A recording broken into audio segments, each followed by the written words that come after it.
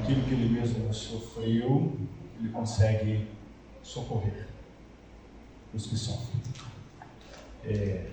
Oremos pedindo a Deus iluminação para que compreendamos o Evangelho de nosso Senhor Jesus Cristo. Assim, Senhor, pedimos ao Teu Santo Espírito que nos conduza, inclusive, na compreensão dos textos já lidos e também na leitura e compreensão do Evangelho, em nome de Jesus.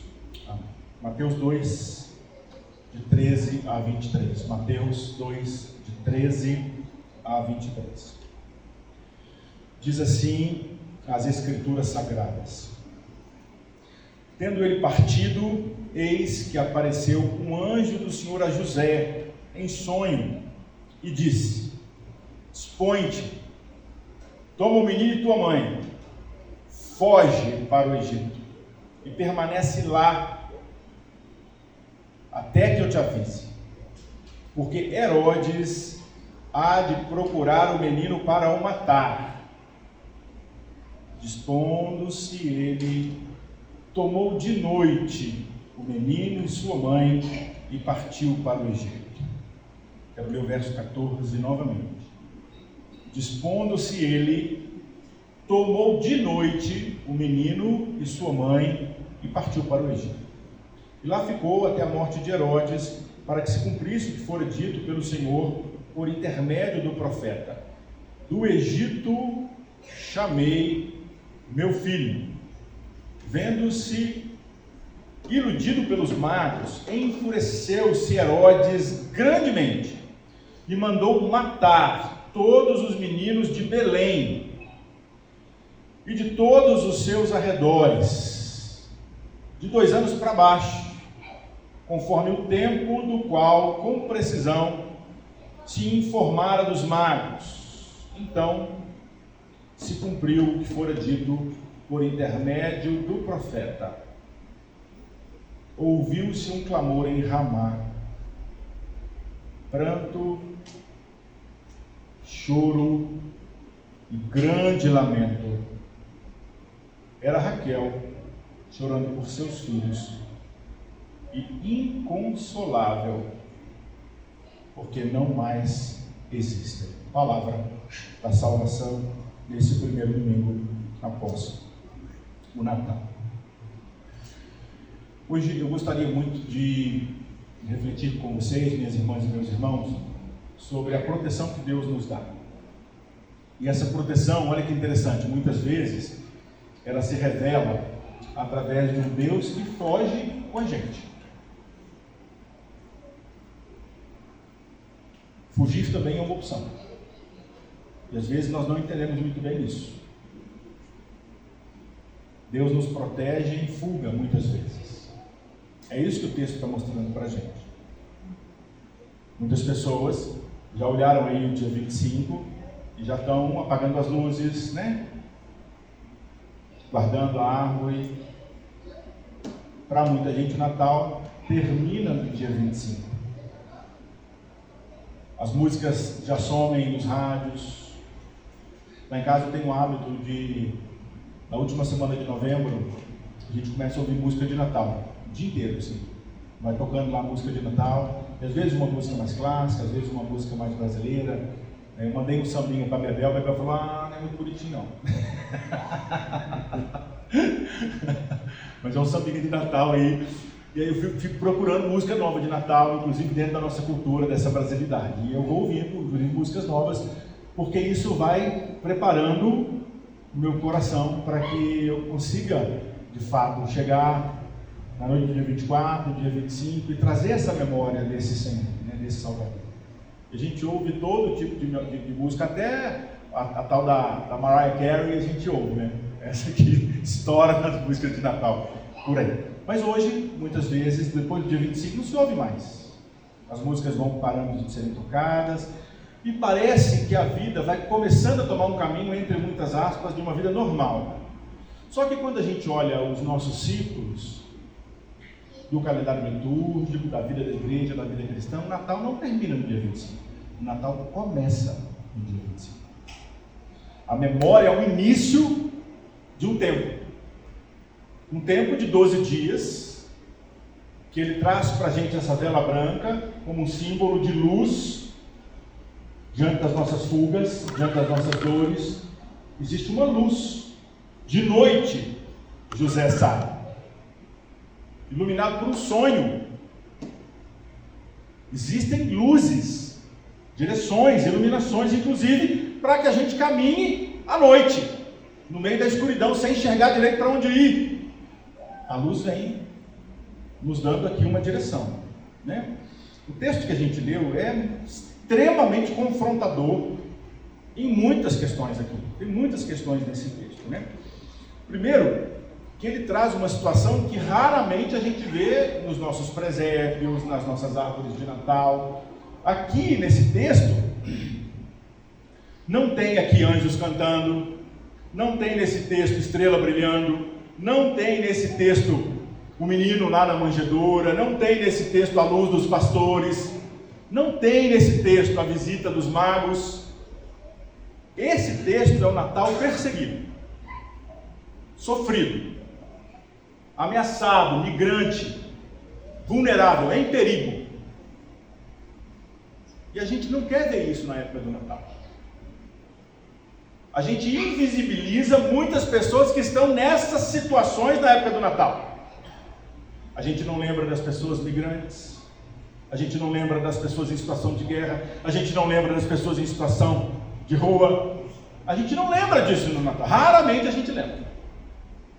Eu quero inclusive agradecer a nossa comunidade, porque a nossa comunidade lembrou das crianças da ocupação Anita Santos. Vocês viram lá o videozinho simplesinho que coloquei lá com as fotos, né?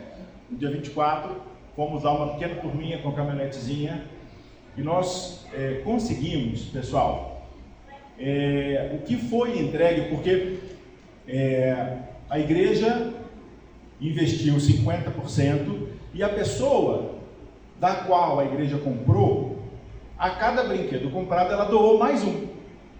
Então as crianças não receberam um brinquedo só, as crianças receberam cada uma mais de um brinquedo.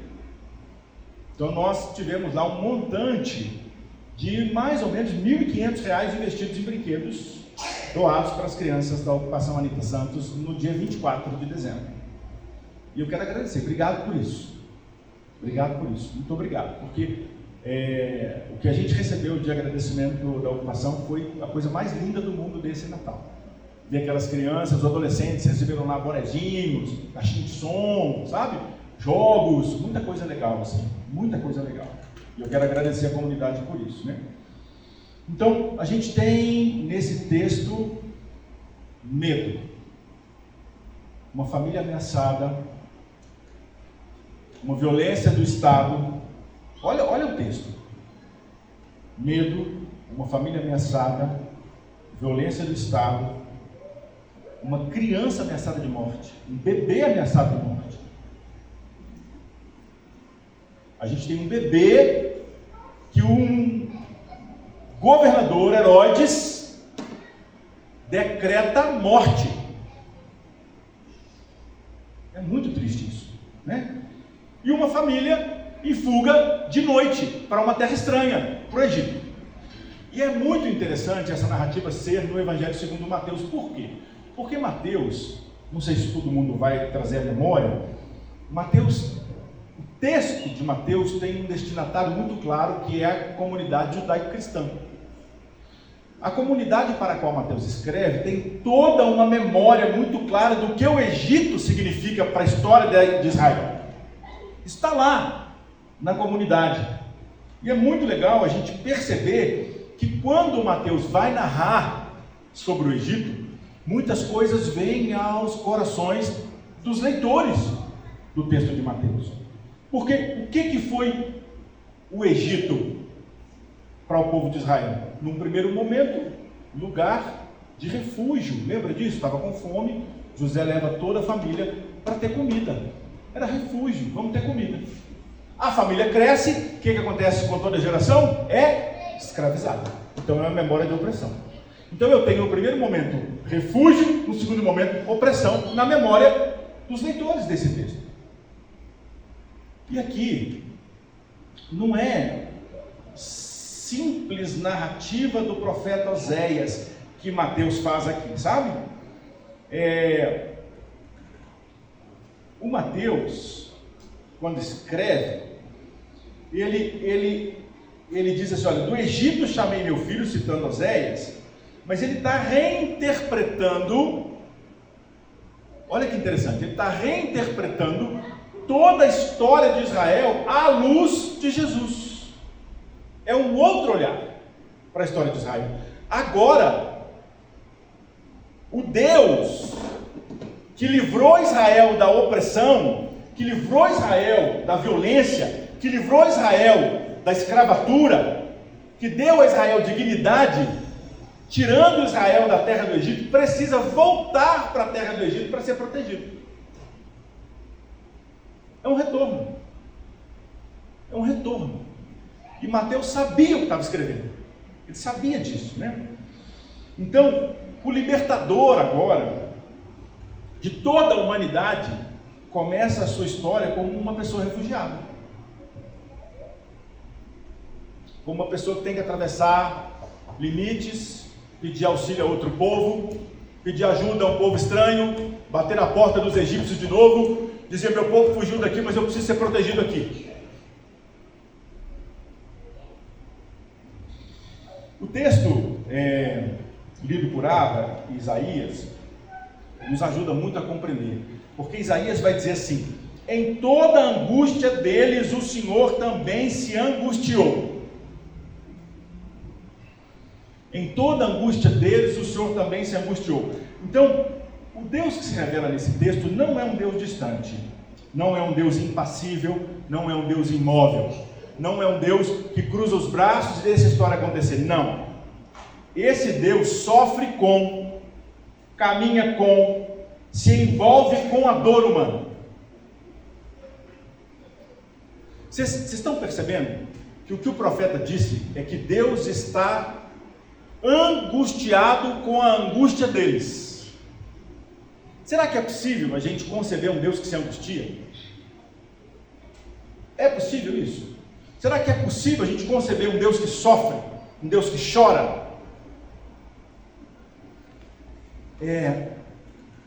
O texto que Salim leu, a carta aos Hebreus, aprofunda um pouco essa compreensão. Por quê? Porque os escritores, um compêndio ali de possibilidades dessa carta, eles afirmam lá que Cristo foi, olha isso, aperfeiçoado no sofrimento, tornando-se solidário com as irmãs, com os irmãos, em tudo o que a gente passa. Ele sabe o que é sofrer. Ele é solidário com as nossas dores, ele é solidário com os nossos dilemas, ele é solidário com tudo o que a gente passa. Não nos enganemos, não nos enganemos. Deus não é um motor imóvel de Aristóteles, que criou e deixa acontecer. Não. Não. O que o texto diz é que Deus é um companheiro fiel, presente, constante, que sente o que o mundo sente, que é afetado pela história do mundo. Deus é afetado pela história do mundo, que age soprando, convidando, sustentando possibilidades de vida, mesmo no meio de fugas, de caos, de dificuldades. É muito interessante como que os textos litúrgicos dos últimos domingos sempre mostra esse caminho, está sempre mostrando, né? Não sou eu que escolho não, viu, irmãs e irmãos? Eu estou seguindo aqui os textos sugeridos pelo calendário litúrgico aqui, tá? Eles têm a mesma direção, um Deus presente na dor, um Deus que sente as nossas dores, né? Então, o convite que a gente recebe hoje é olhar para esse Natal, não com a árvore de Natal, não com os presépios, não com as luzes acesas, não com as velas acesas. É olhar para esse Natal como uma encarnação perigosa, uma encarnação que teve risco de morte no seu nascimento. Uma encarnação perigosa, por quê? Porque ela ameaça poderes estabelecidos. Olha isso, gente. Ela ameaça poderes estabelecidos e ela se solidariza com todas as pessoas em perigo, em fuga, vulneráveis, né? Então é nesse Natal ferido que a gente encontra a esperança. É nesse Natal de fuga, de dor, de dúvida, de medo, que a gente encontra esperança. E é a partir desse horizonte que eu quero pensar 3 coisas bem rapidinhas aqui com vocês, e eu quero tentar ser rápido mesmo hoje, tá bom? Primeiro, para a gente entender esse texto, a gente precisa confrontar um fundamento teológico reformado que muita gente construiu a sua fé em cima dele. A gente canta muitas vezes aqui: no controle tu estás, no controle tu estás, no controle tu estás. Estás no controle? Peraí, a gente precisa conversar sobre isso. Não é porque esse fundamento foi tido como verdade há 500, 400, 300 anos, que ele é verdade absoluta e imutável, não. Graças a Deus nós fazemos parte de uma igreja que tem um legado, uma igreja reformada, sempre se reformando. Eu preciso olhar para a teologia do passado e perguntar: é isso mesmo? A gente tem que ter coragem. Por quê? Afinal de contas, se a gente for freiriano, as perguntas são muito mais importantes do que as respostas. As respostas, muitas vezes, elas são nos dadas como algo que vai repetindo, sem pensar. E às vezes, essas respostas pioram o nosso exercício de espiritualidade. Porque eu pergunto, vamos lá, se Deus está no controle de tudo, por que tem sofrimento? Por que tem dor? Por que tem injustiça? Eu posso piorar. Eu só não vou piorar por respeito às crianças aqui presentes, mas eu posso piorar muito. Muito. Se Deus está controlando tudo isso, espera aí. E aí a resposta que o nosso legado da teologia diz é assim: não, Deus não gera esse mal. Mas olha isso, Denise, Deus permite esse mal. Desculpa, me perdoe. Um Deus que permite injustiças extremas, injustiças desse jeito, me perdoe, meus irmãos e irmãs, eu sou ateu desse Deus. Não, eu sou ateu desse Deus. Eu não consigo conceber um Deus que vai permitir violência do jeito que a gente vê aí cotidianamente. Não consigo conceber isso, né? Então aqui, nesse texto, olha que interessante, o Mateus não vai suavizar a dor. Ele não vai passar um pano aqui, falando: Deus está permitindo aqui, né? A gente está falando, gente, de um massacre de crianças menores de 2 anos. E eu pergunto: se Deus está no controle, que controle é esse, que Deus é esse que vai permitir massacre de crianças de menor de 2 anos? Seu Deus é esse? O meu não. Não mesmo. Não consigo conceber isso. Ele cita Jeremias. Jeremias fala: ouve-se uma voz em Ramá, choro e grande lamentação. O Evangelho não espiritualiza a dor. Ele dá nome à dor. Ele lamenta pela dor. Ele bota um lamento, como os lamentos dos salmistas. Ele repete um lamento para a gente. A gente precisa ser honesto aqui. Precisa ser honesto. Não tem teologia e não tem teodiceia que sustenta esse massacre. Não tem. Isso jamais foi a vontade de Deus. Isso jamais. E aí de novo eu volto para Isaías, né? De novo, em toda angústia deles o Senhor se angustia também. Em toda dor deles o Senhor também tem dor. Isso é radical, isso é fundamental, isso é raiz do Evangelho. Deus não observa o sofrimento do alto cruzando os braços. Deus sofre junto, Deus sente. Deus sente, Deus sofre junto. Tem um influente filósofo e teólogo americano, o nome dele é Charles Hertzsprung. O Charles, ele vai dizer que Deus é o mais sensível de todos os seres.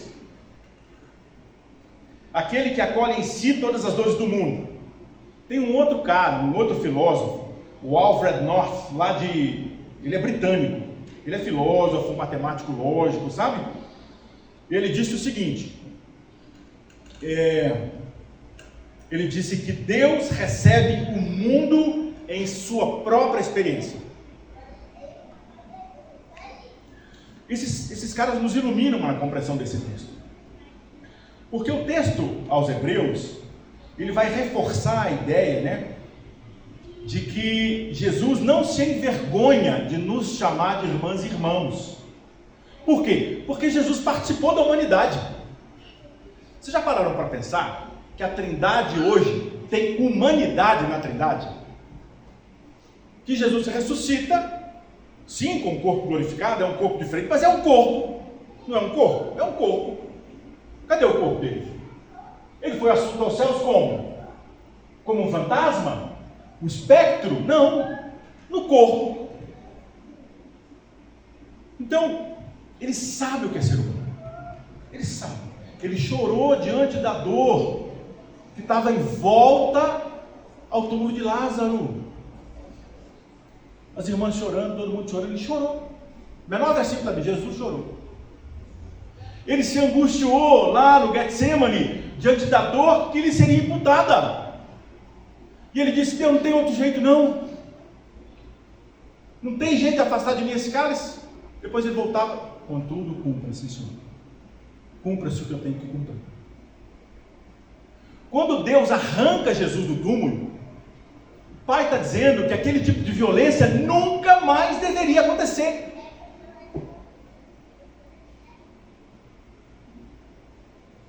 Então, quando a gente vai para o que a carta aos Hebreus nos ensina, né? Desse Deus que participa da humanidade, da carne e do sangue, né? O sofrimento não é um desvio da encarnação, é parte da encarnação. E isso traz para nós uma outra leitura das nossas dores. Por quê? Porque, gente, olha só, eu escuto no gabinete pastoral um monte de gente, eu falo isso para vocês aqui, sempre que a gente toca nesse momento aqui, eu sempre conto para vocês, pessoas que vão no gabinete dizendo que Deus esqueceu delas, não é isso? Né? A Ava, como psicóloga, com certeza já deve ter ouvido muito isso dela. Deus esqueceu de mim, não é possível. Olha o que eu estou passando, olha o meu sofrimento, olha a minha dor. Deus esqueceu de mim, Deus não está olhando, Deus me abandonou. Essa verdade tem implicações pastorais muito profundas. Sabe por quê, minhas irmãs e meus irmãos? Porque as pessoas carregam culpas quando sofrem. Hoje na escola dominical nós começamos a trabalhar um texto daquela mulher que ficou 18 anos encurvada. E além de ser mulher no primeiro século, além de ficar doente por 18 anos, com uma coluna travada, né? Ela era estigmatizada de que a enfermidade dela era uma possessão demoníaca. Ninguém tocava naquela mulher. E Jesus toca nela para curá-la no dia de sábado. Então, essas culpas que a gente carrega porque nós sofremos, e a gente ouve isso, né? Quantas vezes nós ouvimos de pessoas que se dizem seguidoras de Jesus Cristo, quando a gente está sofrendo, a pessoa vem aqui, você não tem um trem de errado para confessar, não? Você não tem que fazer um conserto com Deus, não? Falamos isso na escola dominical, inclusive. De repente você errou com Deus, e Deus pesou a mão. De novo, um Deus que pesa a mão, e que é vingativo, e que não ama, não acolhe, não sustenta. Não, desse Deus eu também sou ateu. Não é esse Deus que se revela na pessoa de Jesus Cristo, minhas irmãs. Não é esse Deus que se revela na pessoa de Jesus Cristo, meus irmãos. Não é. Aqui, dor, sofrimento não é falta de fé. O texto de hoje diz o contrário. Diz que sofrer não é sinal de abandono. Não é sinal de abandono divino. Sofrer, muitas vezes, é o lugar mais profundo da presença de Deus, da experiência de Deus e com Deus.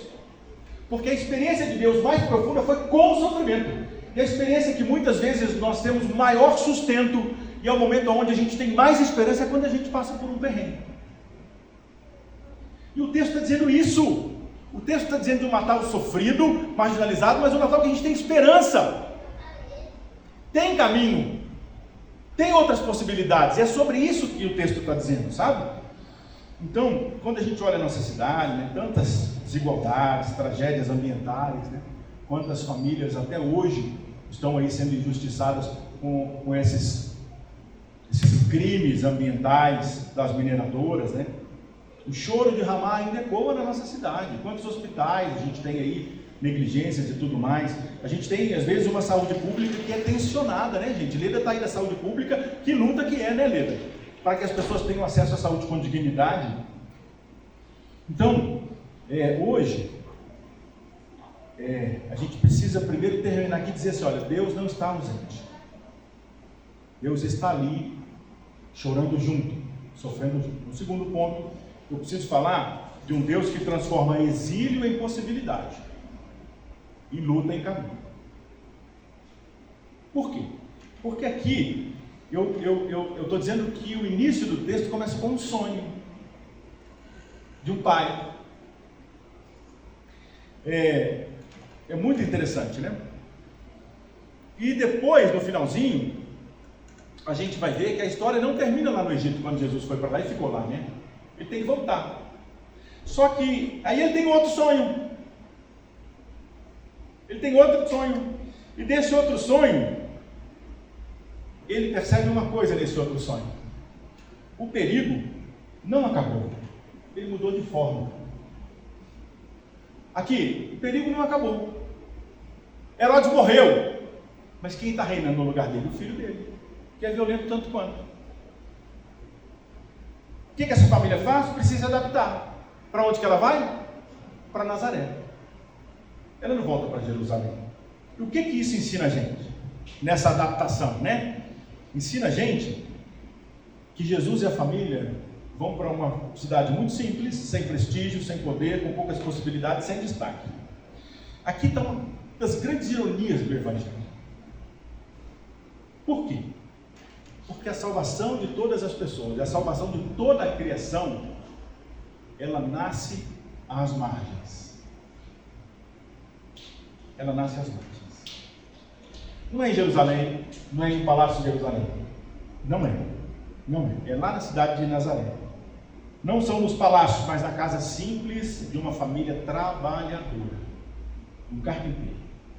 Hebreus 2, de novo, fala do aperfeiçoamento dele. E esse aperfeiçoamento ele vai conduzir filhos e filhas à glória, à dignidade, à vida do bem. E aqui, não é, e não dá também para a gente olhar assim, então eu tenho que sofrer. Não, o sofrimento não é bom. A Bíblia não está dizendo que sofrimento é bom. Não. Não é isso. O sofrimento não é bom. Eu só estou tentando dizer que a gente não pode desperdiçar o sofrimento, desconsiderar o sofrimento, porque Deus não desperdiça dor. Deus transforma feridas em fontes de compaixão. Escutem isso, Deus transforma feridas em fontes de compaixão. Quantos exemplos de vida, de gente que já passou por um terreno muito duro e que depois que saiu daquilo, aquela pessoa se vê como ajudadora de uma outra multidão. Quantas vezes a gente ouve isso? Quantas vezes quando a gente passa uns perrengues e de repente vem um amigo seu com uma história muito parecida e fala, peraí, irmão, tem vida depois desse trem aqui, ó. Tem possibilidade, sabe? Então é isso, é esse sofrimento que a gente não pode desperdiçar, sabe? Então Deus trabalha com o que há, com o que existe, inclusive com as nossas ruínas. Cada experiência, mesmo que mais dolorosa, pode ser integrada em um movimento maior de redenção. Isso é muito bom para a gente, né? Então, Deus não promete finais fáceis. A gente constrói futuros.